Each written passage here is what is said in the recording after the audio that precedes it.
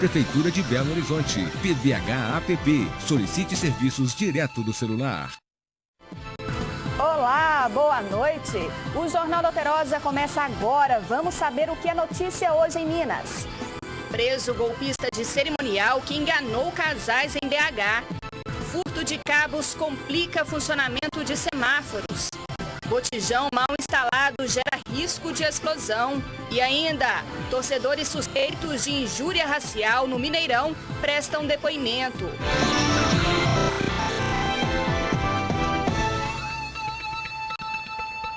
Já está de volta a Belo Horizonte o homem que aplicou golpes em diversos casais e depois fugiu para o estado do Mato Grosso, onde foi preso. Segundo a Polícia Civil, ele causou um prejuízo de R$150 mil em contratos de decoração e cerimonial. Alexandre Pereira Rocha, de 38 anos, chegou em Belo Horizonte nesse avião da Polícia Federal que pousou no aeroporto da Pampulha. Ele foi preso na cidade de Primavera do Leste, no Mato Grosso. Segundo a polícia, Alexandre era dono de um buffet no bairro Calafate que foi fechado em junho desse ano. Nós iniciamos as investigações e após diligência com todas as vítimas que foram localizadas, nós conseguimos comprovar que o Alexandre teria agido de má fé e através de meio ardil teria enganado as vítimas visando a obtenção de lucro. As investigações apontaram que Alexandre realizou contratos de decoração, buffet e cerimonial para casamentos com diversos noivos na capital mineira. Após não cumprir os contratos, o homem desocupou o imóvel onde funcionava o escritório e deixou os contratantes sem os serviços a serem prestados, além de dívidas com diversos fornecedores. O Alexandre ele recebia os valores das vítimas através de contas correntes de terceiros. E após o recebimento, esses valores eram pulverizados em outras contas, às vezes de familiares dele, amigos, mas na clara intenção de dificultar que a Polícia Civil conseguisse localizar, o destino final dessa quantia que havia sido paga pela vítima. Não só o dano financeiro, mas emocional. Ainda segundo as investigações, o prejuízo causado por Alexandre pode chegar a R$200 mil. Ele disse que está arrependido por não ter cumprido com as obrigações. Eu não fugia, na verdade, como eu vou falar de novo, a empresa entrou em falência e eu fiquei com medo, como eu falei para a própria delegada no avião agora, da minha integridade física com relação aos contratos que ainda estariam vigentes para si. Em determinado momento ele pode ter passado por alguma dificuldade, deveria ter saneado a sua empresa, parar de contratar, mas não fez isso. Até o último momento, até as vésperas de fechar a empresa, ele estava celebrando contrato com esses clientes. Os furtos de fios e cabos causam muitos transtornos em Belo Horizonte. Hoje, a população da área central sentiu os efeitos da ação criminosa. Por 4 horas, semáforos em 2 pontos da Avenida do Contorno entraram em flash devido a furtos de cabeamento. Motoristas e pedestres tiveram que redobrar a atenção ao passarem pelas avenidas Rua Gonçalves Dias e Guajajaras, essas esquinas. A Polícia Militar informou que faz operações regulares na região central, com abordagens constantes de usuários de drogas, que, segundo a PM, são os principais suspeitos de cometer esse tipo de crime. Ribeirão das Neves é uma das maiores cidades da região metropolitana de BH. Segundo o IBGE, são pelo menos 330 mil moradores. E os problemas de infraestrutura são muitos. No bairro Nova Pampulha, por exemplo, a comunidade está indignada com o filme repetido. Equipe Comunidade foi acionada e aqui nós estamos, em Ribeirão das Neves. Porto, vem pra cá, meu filho, mostra aqui, ó. Parece reprise aqui na cidade, mas não é não, viu? É mais problemas com ruas esburacadas, sem asfalto. Aqui essa rua é toda esburacada, como você está podendo ver, e mais dentro da nossa comunidade existem lugares piores. E a gente vai lá na prefeitura, faz reivindicação, pede ajuda e nada muda. Muito buraco, a rua está praticamente quase intransitável. A gente pode perceber que ainda há sinais de concreto, parece que os moradores tentaram de alguma forma melhorar a situação da via. O senhor que mora aqui nessa rua, como é que é a situação para o senhor aqui? Tá complicado, apesar que é só o finalzinho dela aqui, né? Eu moro aqui, esquina com Rua 4, né? Os bueiros aí tá tudo entupido, não pega água, não pega nada. E quando chove?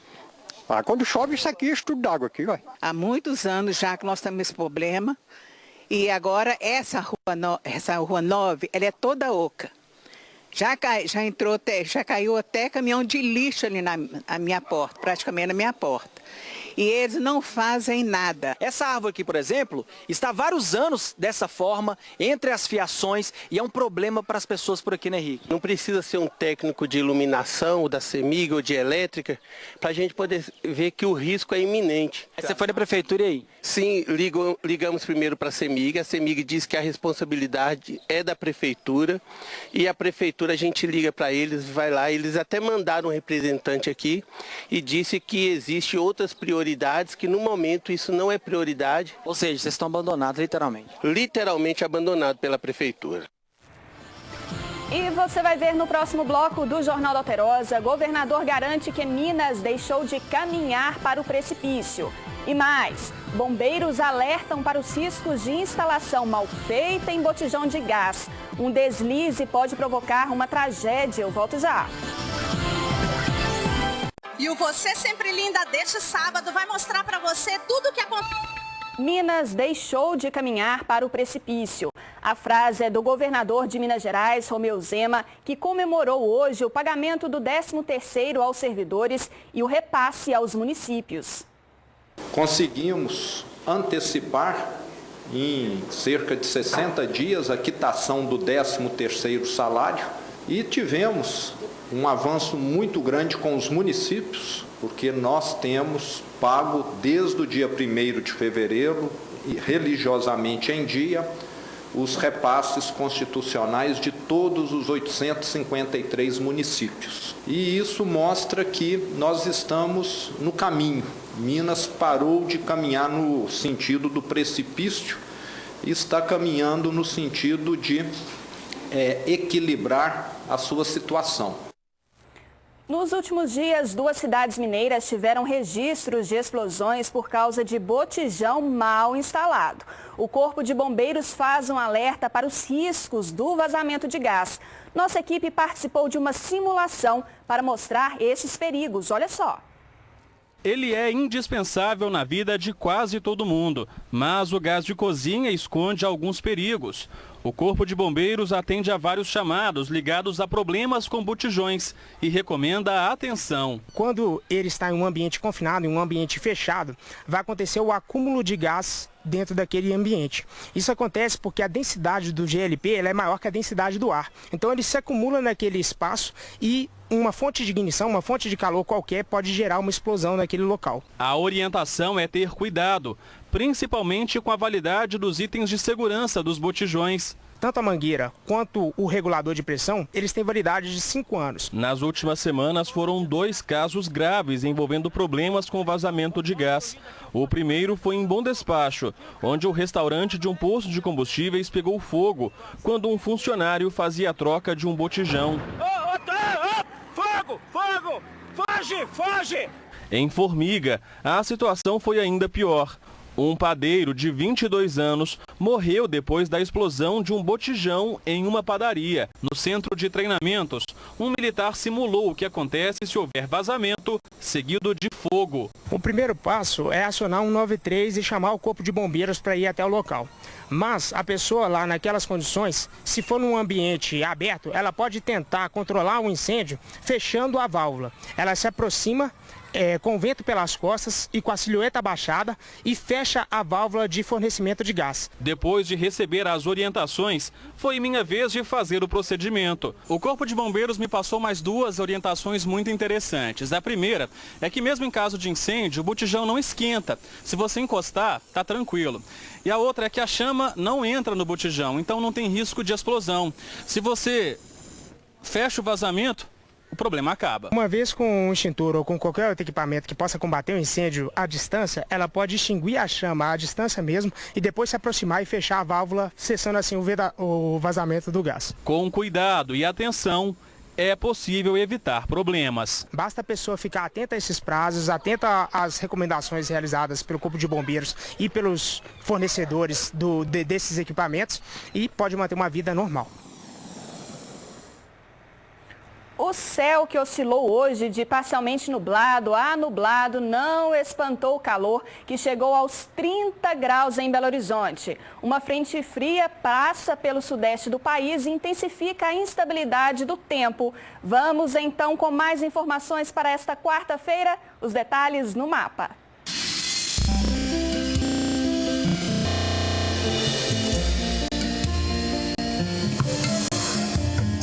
Tempo nublado com pancadas de chuva e trovoadas no sul, zona da mata e região metropolitana.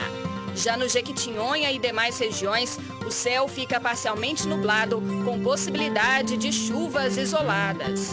Em Belo Horizonte, mínima de 18 e máxima de 29 graus. Em João Molevade, mínima de 19 e máxima de 27.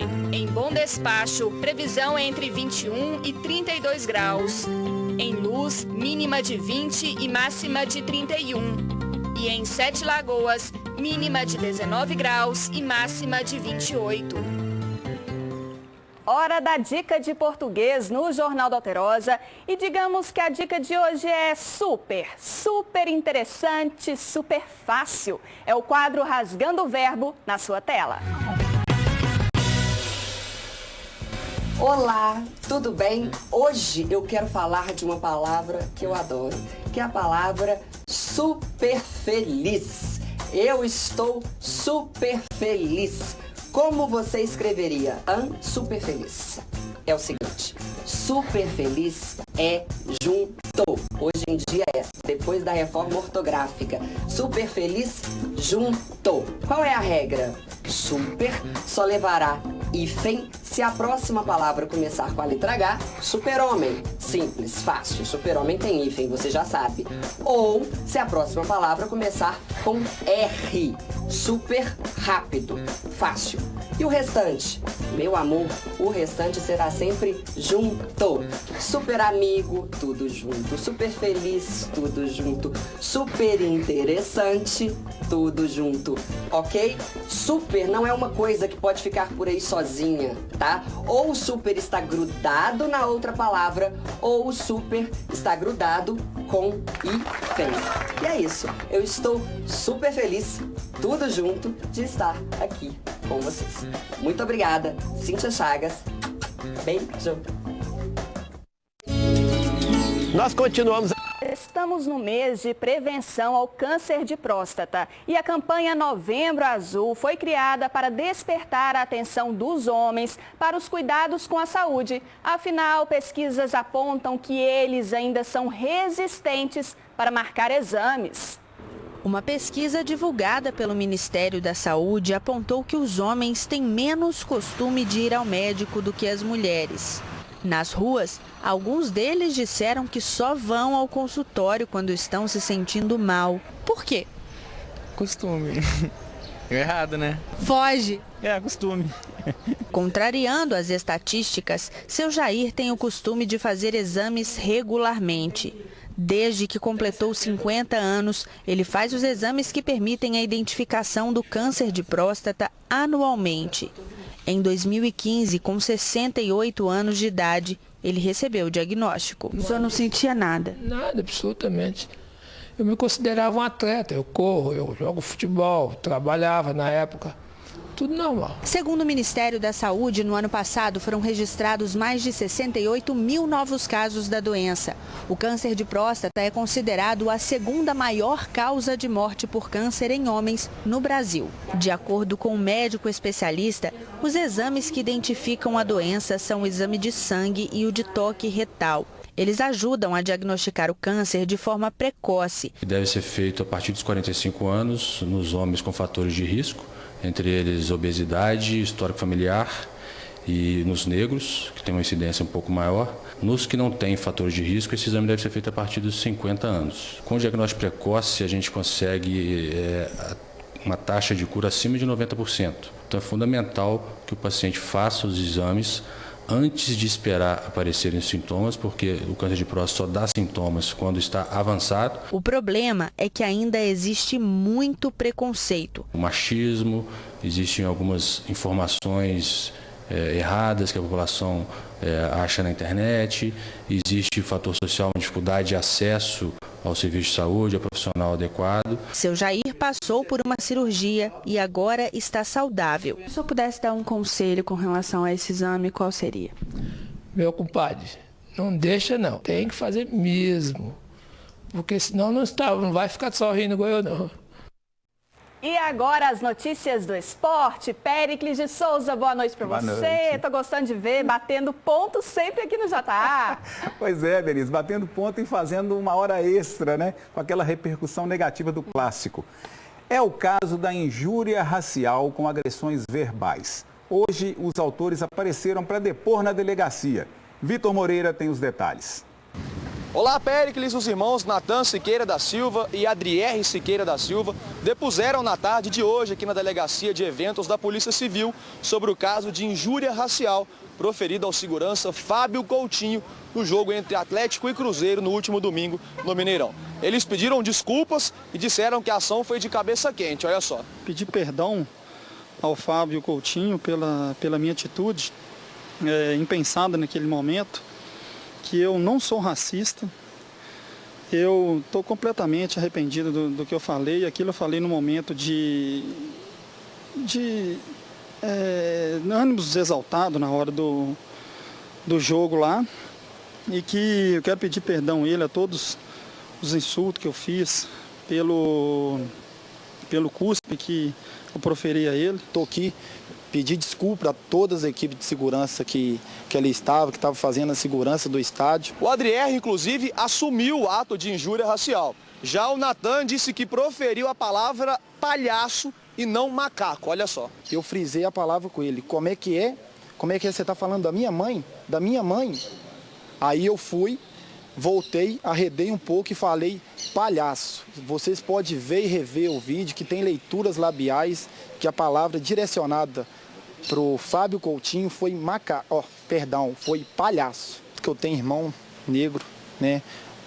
Tenho pessoas que cortam meu cabelo que é negro, se dou com vários amigos negros, não tem nada contra, isso não foi da minha índole de forma alguma. A delegada Fabiola Oliveira disse que o prazo para o término da perícia é 30 dias e que eles responderão pelo caso. O fato deles pedirem desculpa não exime de responderem pelo crime, né? A gente vai continuar dando andamento no inquérito policial. Algumas testemunhas podem ser que sejam ouvidas, né? As imagens serão enviadas para a perícia, para que sejam analisadas, e o inquérito será concluído e remetido à justiça. Inicialmente, não sendo reincidente, é uma prisão em regime aberto, né? Então não seria cadeia mesmo, né? E a bola rolou na Série B. O América, depois de vencer o Londrina fora de casa, encarou o Cuiabá ontem à noite na Arena Pantanal. E pescou mais 3 pontos. Vejamos. Duelo do Coelho com o Dourado, mascote do Cuiabá. E o bicho ligeiro de Minas saiu na frente ainda no primeiro tempo. O pequeno Mateuzinho bateu de fora da área e a bola caiu na rede. No segundo tempo, o Coelho recuou e esperou o adversário morder a isca. Ele mordeu e no contra-ataque, Juninho acabou de fritar o bicho. 2-0. Aí o Coelho subiu, está em 3º lugar na tabela. Pois é, né? E aí, Denise, hoje o Coelho torce contra o Atlético de Goiás e também contra o Curitiba, que estão jogando agora, neste momento, contra o Oeste e o Brasil de Pelotas, respectivamente, né? O Coelho volta a jogar na sexta-feira contra o Vitória da Bahia, no Independência. Vamos ver se ganha em casa, porque fora tá ganhando. Obrigada, Péricles. Até mais. Tchau, tchau.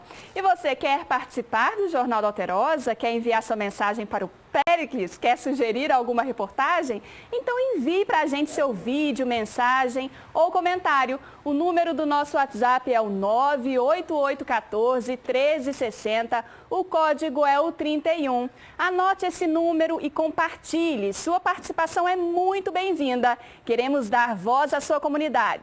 Boa noite para você e até amanhã. Tchau!